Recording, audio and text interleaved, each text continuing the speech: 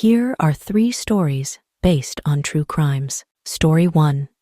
The Silent Intruder. One night, Sarah woke up to the sound of footsteps in her house.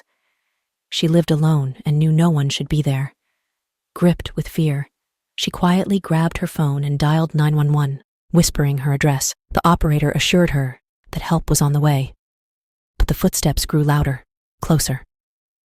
Sarah hid in her closet, praying the intruder wouldn't find her. Minutes felt like hours until the police arrived and apprehended the man. Real case, the Night Stalker. This story is based on the case of Richard Ramirez, known as the Night Stalker. In the 1980s, Ramirez broke into homes in the Los Angeles area, committing a series of brutal crimes. His victims often described the terrifying experience of waking up to an intruder in their homes. Ramirez was eventually captured and convicted of 13 murders, among other crimes. His capture was widely covered in the media, with sources such as the Los Angeles Times documenting his crimes and trial. Story 2. The Babysitter's Nightmare. Emily took a babysitting job for a family in a quiet suburban neighborhood. After putting the children to bed, she settled on the couch to watch TV.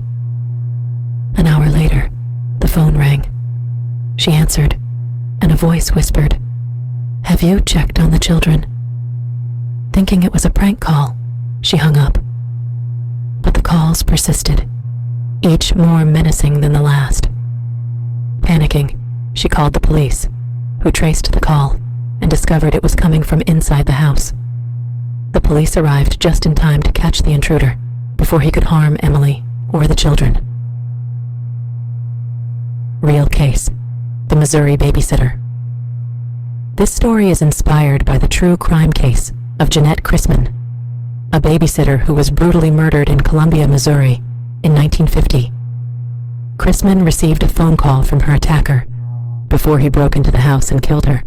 The case remains unsolved, but it has inspired numerous urban legends and movies, such as When a Stranger Calls. Local newspaper archives, such as those from the Columbia Tribune, provide details on the tragic event.